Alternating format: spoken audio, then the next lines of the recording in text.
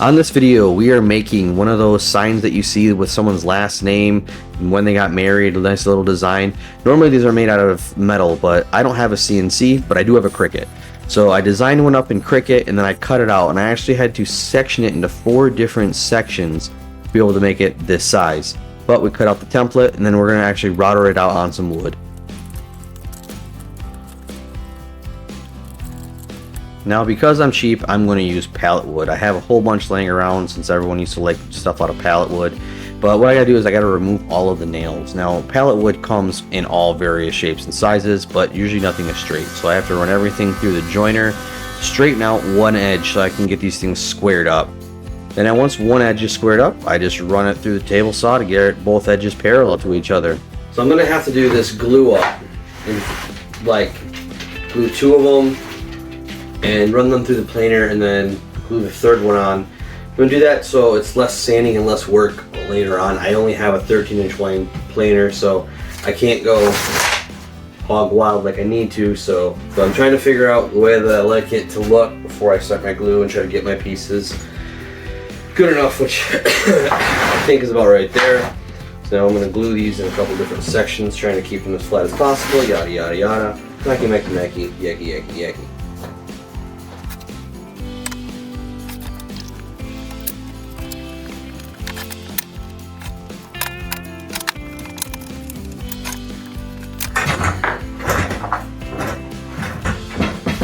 Alright, everything is in clamps, everything is gluing and drying up. Once this glue dries, and I'll show you it right now, I'm going to take these out of clamps and I'll run them through the planer, get them to the same thickness, and then I will basically do the same thing and re-glue these things up so I can get one big 2-foot section of pellet boards. I haven't said it yet, so let's get dusty! But while I was getting dusty, this is why I don't like working with that kind of material, the pallet board, because check that bad boy out. That is a 5/16 sliver.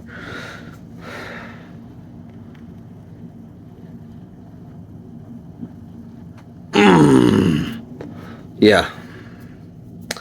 That's why rough cut lumber kind of sucks. Back to the video. And after the final glue up was all done and everything was done, we were ready to go. So what I did is I actually tried to line all 4 stencils up together to make them work out, but it just wasn't lining up perfectly for some reason. So I ended up having to do one at a time. And this was very meticulous because you wanted to make sure that everything would line up eventually, but you could get it close enough where you could manipulate later on. But then it was time to router.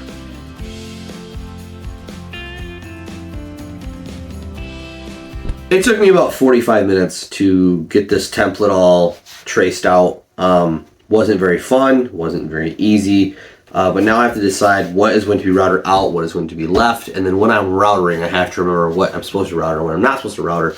That's a huge fear that I have, because this is a lot. There's a lot of detail. I didn't realize how much detail until I was tracing it. So we're going to grab the router and just start going.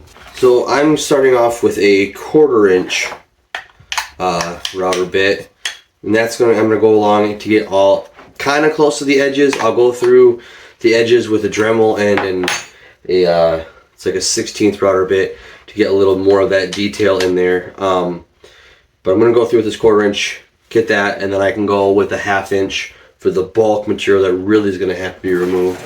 But before I set the depth on that, one thing I want to show you that I did was to know where to router and not to router. Is I went through and I colored in and marked the spots that are going to be routed out, so I won't screw hopefully that up. So I'm going to set my depth, and what I'm going to set my depth with, and what I like to do is I like to use the wrench that the router comes with to set my depth. That way I will know when I switch router bits my depth that I have to switch those to. So that's kind of how I do it. This actually was just about perfect. And we are going to mask up and we are going to router for a long time. Like a long time.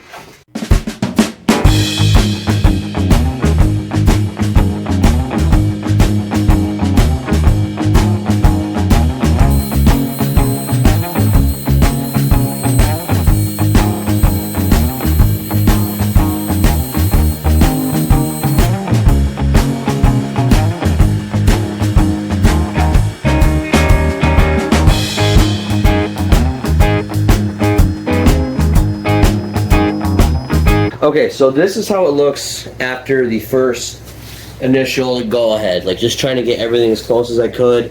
I did some spots, I did auger quite a bit more out, but these will be lots. But next up, what I got to do is I got to go through with, like I said, that 16th inch bit, and I'm going to go through, and that's going to really give me more of a fine detail to it.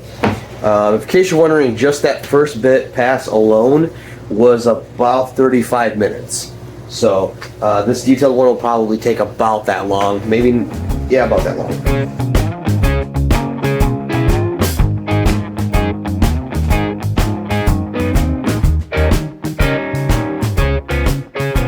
And after going through with that 16th inch router bit, here's where we're sitting. Everything you can see has a lot better detail and everything like that. Now I need to go through and get all of this stuff right up here all augered out, and for that I'm going to use a 1/2 inch router bit. Do that, and then I believe after that maybe a quick sand, and then maybe we'll see. So now after all the routering, here's what we are left with. I think it looks actually really good. The only thing is there was a boo-boo right here. Debating on how I want to fix that, or if I just want to leave it, I don't know yet. Now I'm going to go back through with my Dremel. I'm going to hit basically these tree lines to just give it just a little bit more detail, maybe the deer heads. I don't know if that's really necessary, but I got a new Dremel, so we're going to do that. And then after that, quick sand.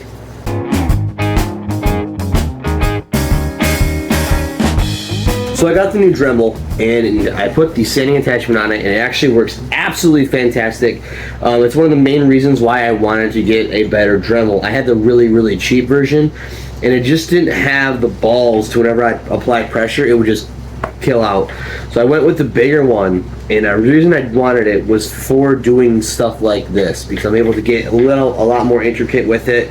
And when I do the big router outs like these spots right here, what happens is, because I'm not good enough to keep the different router bits the exact same depth, you do see a little bit of it, and trying to sand in these little areas a lot of time is absolutely terrible. This thing is awesome. I'm able to get right in there. I'm able to control the speed. It's great. So I'm really happy with this new tool purchase here. So I'm gonna just sand this thing up with this, get the inside done, and then we can throw some color on the insides.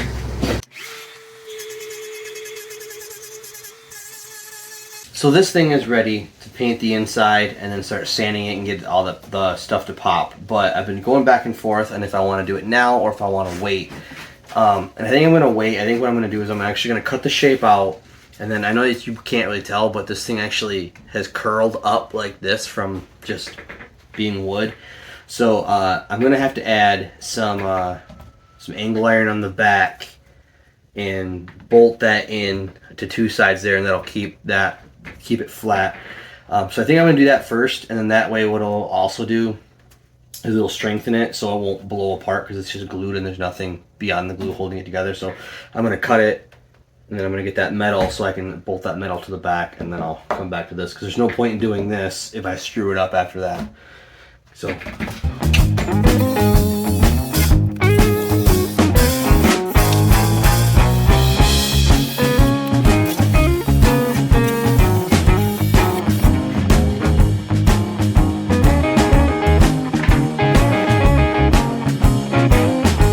here's where it gets kind of tricky, is I want to put these pieces of angle iron on the back. Obviously I don't want them to cover everything that I just did up. And I'm going to use threaded inserts in these. Now to use threaded inserts, I have to drill a very deep hole into the back of this. Now obviously I don't want to dig the deep hole into the parts that are routed out. So I've decided what I'm going to do to make sure that I don't drill through the routed area is I'm going to actually take a small drill bit and drill through the front to the back, because I already have a couple holes anywhere from nail holes and everything, and I can quickly and easily fill those. And I think that way I'll just make sure that I'm not going to hit anything I don't want to hit. So I think I'm going to do that way. I'll drill through the metal first, and then it'll tell me where to drill through here. I like it.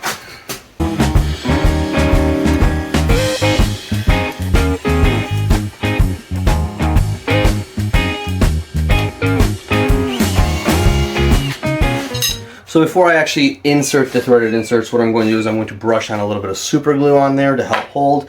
And when you're doing these, I drilled my holes in my steel a lot bigger than what they needed to be, and I did that to allow that wood to be able to expand and contract over time. So without that, I'm going to get these things inserted, get the metal on, and then, well, actually keep the metal off because I'm going to paint the metal when I paint the front. That was kind of also part of the plan.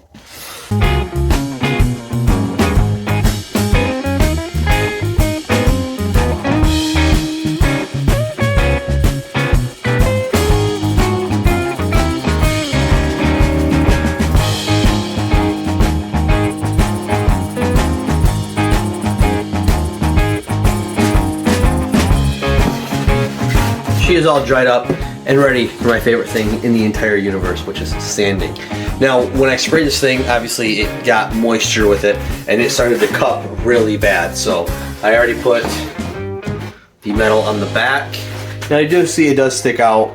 I could have slotted it in there and then recessed this, but because it's so thin, I didn't really want to do that. So I'm actually going to use this. I'll probably end up taking these back out, drilling a hole, and then running wire from here to here. That'll help hang it. But so I got it. Those things work.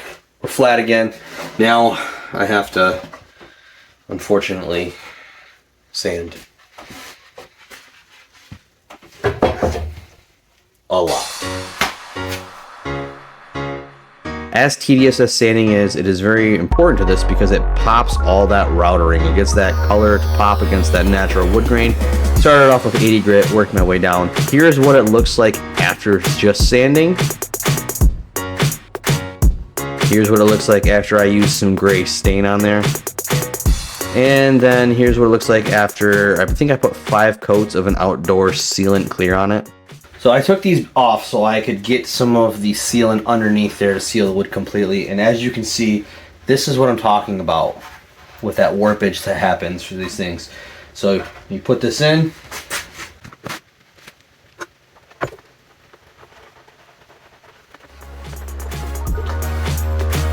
Flattens her out.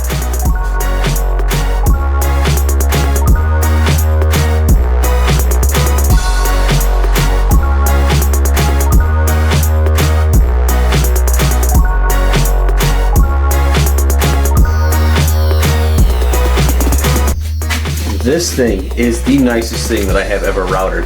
Now, if you remember, I did have that oopsie doopsie right here, and you can still see it. But let me tell you how I fixed it. So what I did is after it was painted, I went through with the Dremel and I ground just that little bit where it was supposed to be raised. I ground that down with the Dremel to bare wood, and then I went through and stained it to match. So it's there, but it is a little harder to see. I should have did a filler.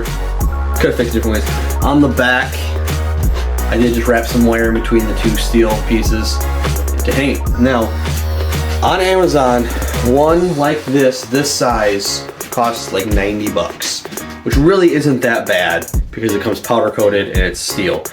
This thing cost me like 8 bucks to make, and that's only because I had to buy the inserts and the angle iron on the back. Other than that, it wouldn't have cost me a dime.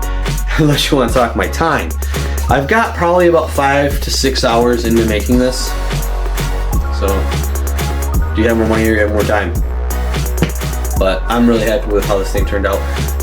As soon as I give you the fist bump, I will show you what this looks like actually up at the property. Thank you guys for watching. See you guys on the next one. Wait for it. Wait. There it is.